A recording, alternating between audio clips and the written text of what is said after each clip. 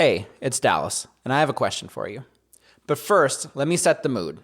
Let's imagine you're going out to dinner. Maybe it's a first date and you want things to be just perfect. Or maybe it's you and your significant other's 200th date. And even at 200 dates, you still want the date to be special. You both pick a very nice restaurant. Let's say it's an Italian restaurant in this case. Bonjour. Nothing too fancy, but nice enough that you expect a certain type of an experience, a quality selection, and a certain level of service. And now the time has come. You get to the restaurant, you get seated at your very nice table. It's not too close to the kitchen, it's away from the entrance and away from the restrooms, but you can see the bar and you can feel the energy, but you're far enough away from the bar to not be distracted by the noise. So far, so good. And now you have an important decision to make, maybe the most important decision of the night. What would you like to drink? You know that you and your date prefer red wine. It's an Italian restaurant after all, and you'll probably want a whole bottle. So you pull out the menu and you notice that for bottles of red, you have two choices. The first bottle of wine is $40. The second bottle of wine is $80. The server tells you that the $80 bottle of wine is indeed the better wine, but the $40 bottle is also good, just not as good as the $80 bottle. Now for the question, which one would you choose? I want you to take just a little bit longer on this one so you have some time to not just think about which bottle of wine you would choose, but also why. Try to keep in your memory which variables came into play in your decision making, and then I'll be right back with a follow-up question. Okay, now let's reframe the question a little bit. Right before you can tell your server which bottle of wine you want, the server tells you about an off-menu bottle of wine, the 2016 Dominus Estate Christian Moet, priced at $200. Wow. Now, faced with three options instead of two, which do you choose? As a reminder, you have the $80 bottle of wine, which is now the middle price point, the least expensive option at $40, or the Christian Moet at $200. Take a second and consider it. Okay, so I don't know which bottle you're going to choose, and I never will because we'll probably never go on a date, but I know that some of you who originally chose the $80 bottle decided to move up in price to the $200 bottle when the $200 Christian Moet was introduced. And I know that some of you who originally chose the $40 bottle, the least expensive, decided to go with the $80 bottle of wine when the $200 bottle was added. What? I also know that none of you moved down a price point when the third tier was added. How do I know this? Well, let's take a quick break and then we'll dive in. This is Dallas McLaughlin, and you're listening to Unconsidered, the podcast where we get inside the mind of the modern entrepreneur, business owner, and marketer. Greed, for lack of a better word, is good. If you don't know which door to open, always account for variable change. There is a 0% chance. You dropped $150 grand on a fucking education could have got for $1.50 in late charges. Tell me something I don't already know. Come on, we just made the deal of our lifetimes. We should celebrate. We're in a completely fraudulent system. It's fugazi, it's a wazi, it's a woozy, it's a fairy dust. It doesn't exist. One of the earliest and most concise pieces of research on what is happening here was published in 1983 by the Journal of Consumer Research. The article was titled Market Boundaries and Product Choice, Illustrating Attraction and Substitution Effects. Researchers in this experiment wanted to understand how a buyer's decision was impacted by adding or removing choices from a buying decision. More directly, they wanted to understand how the buyer's decision could be influenced in a way that causes the buyer to more frequently make a buying decision that favors the seller. Even more directly, how do we make people spend more money? How the researchers set out to test this was to develop a baseline by asking the first group of respondents to choose between two options at a restaurant: a better tasting, more expensive meal, or a meal that wasn't quite as good but was less expensive. The more expensive meal in this research was referred to as the target price because the restaurant wants to sell as many of these as possible. The less expensive is called the competitor price because it takes buyers away from the more expensive meal, which is bad for the restaurant, but it's still a price that gives even the lower spending customers an entry point into the business. After they ran the first experiment and the baseline was set, they introduced a third option to a new group of respondents. The third option, called the Decoy price, was priced even more expensive than what was previously the most expensive option. So now we have 3 price points. We have the competitor price, which is the low cost, inexpensive option. It doesn't make the business much money, but doesn't cost the business anything. The target price, which is what the business has the highest margins on and hoping to sell the most of. And now the new Decoy price, which is the most expensive, intentionally overpriced option because it's not necessarily intended to actually be purchased. Now, an easy assumption would be that adding the higher price Decoy would just attract buyers from the target price, previously the most expensive option, by convincing them to spend a little more on the Decoy price, so moving people from the middle to the most expensive. And you'd think the cheapest option would remain unaffected.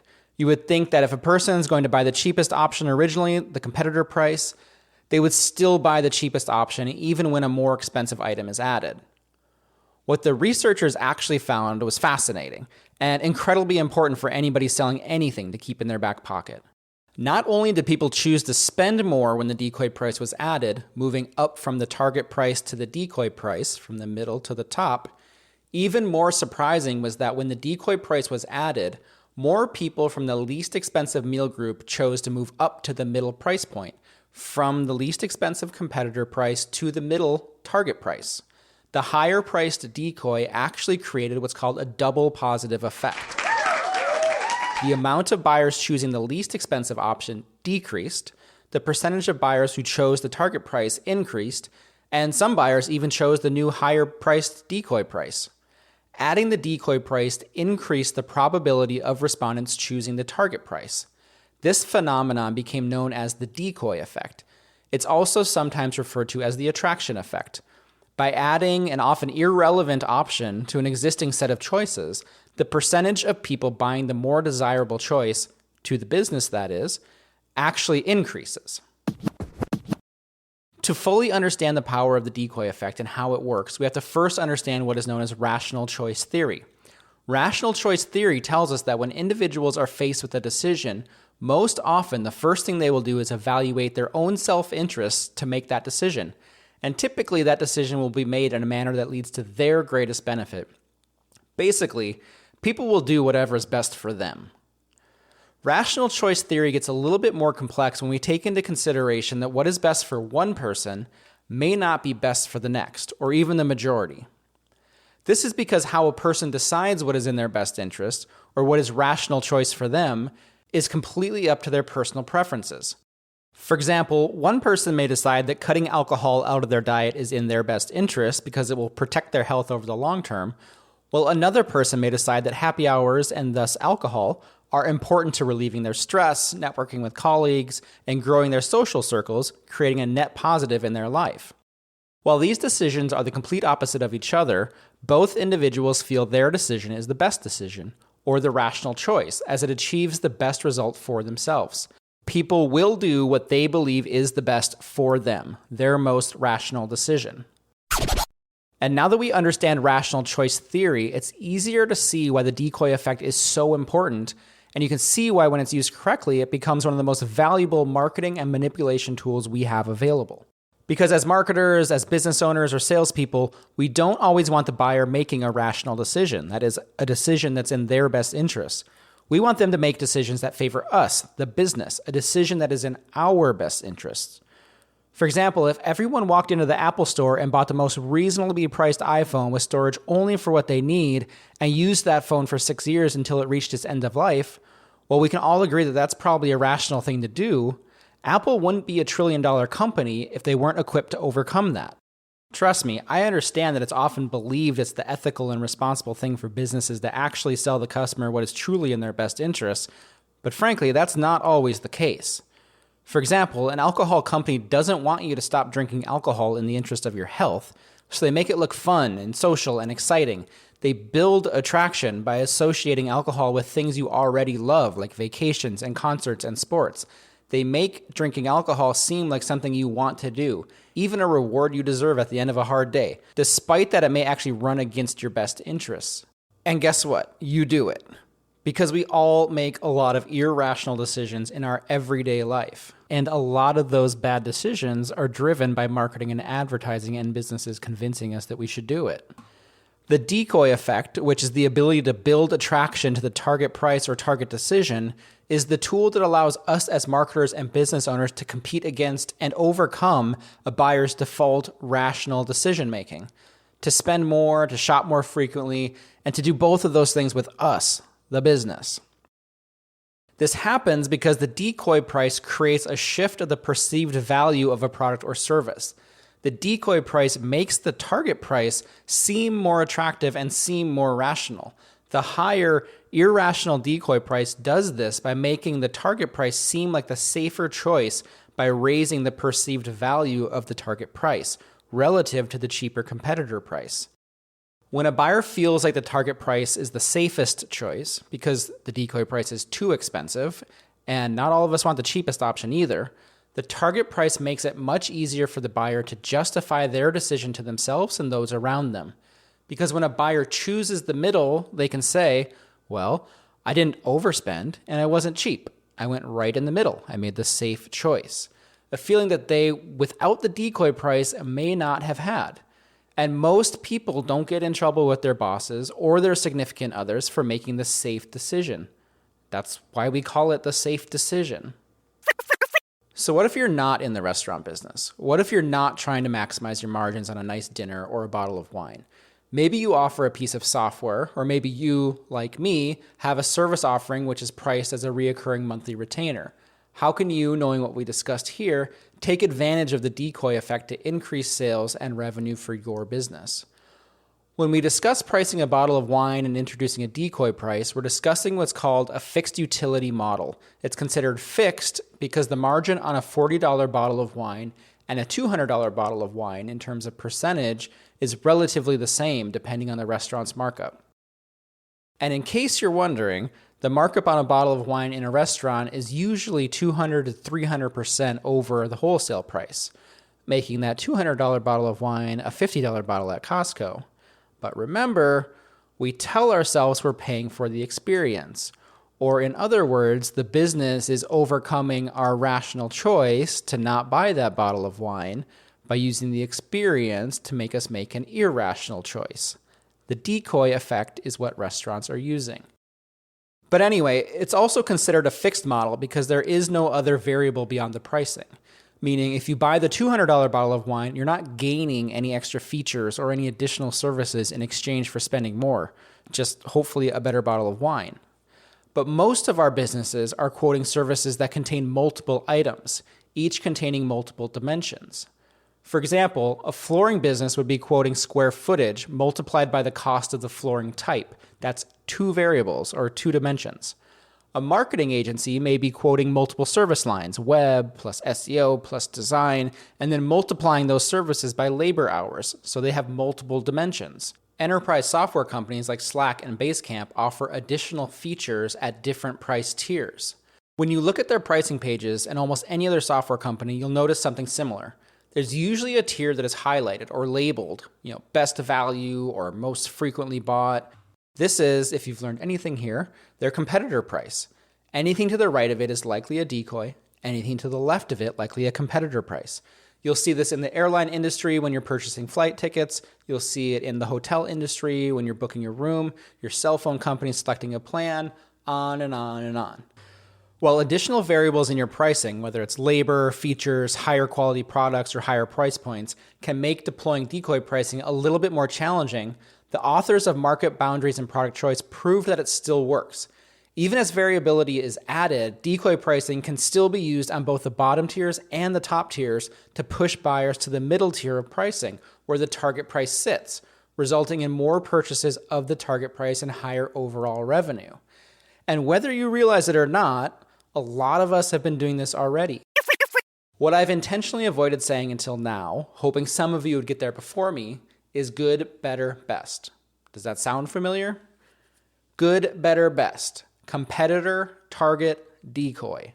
Honda, Mercedes, Ferrari, right?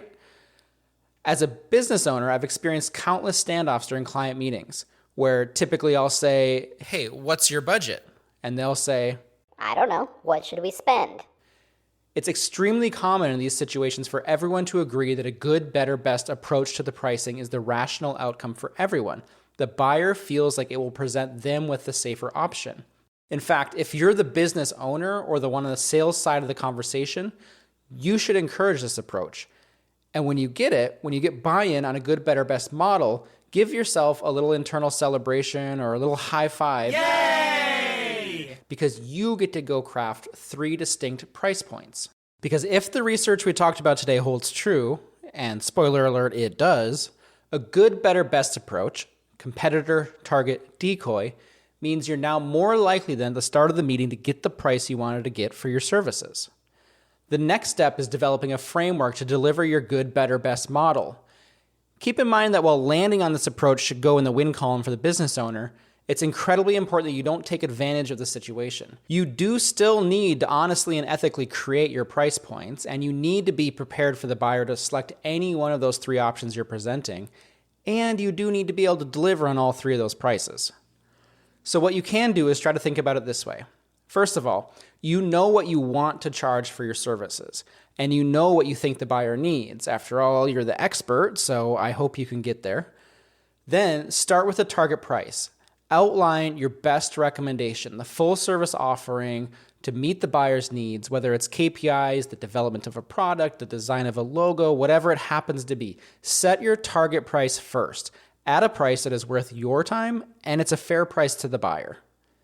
The next thing you can do is look at that target price and intentionally extract some of the elements to build a lower cost option that's maybe not exactly what the buyer's asking for, but it still accomplishes a low cost version of what they asked for.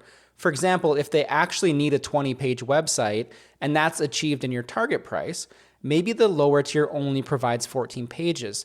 Clearly not what the buyer wanted and unlikely to be what they will choose, but if they truly don't want to spend what the target price costs, it does give them a lower cost alternative. Lastly, go back to your target price to build your decoy price by adding higher cost, great to have, but totally unnecessary items. In our website example, maybe it's a member payment portal or a live chat feature. Again, these are features that would be cool to have, they're fairly priced, but it pushes this price too far beyond what the buyer expected to pay. When packaged up and presented back to the buyer, this gives them the illusion of choice, the illusion that they have power in the negotiation. It gives them the chance to look at all 3 options and pick probably the middle target price and say that that's the safe choice.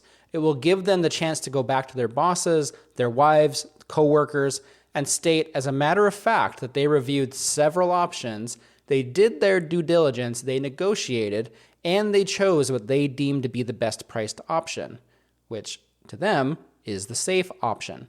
It also eliminates so much negotiation. It allows the business owner to say, well, if you don't like the price, there is that lower cost option. It's right there. Feel free to choose that one and we'll go down that path. Again, we know in most cases they won't do this.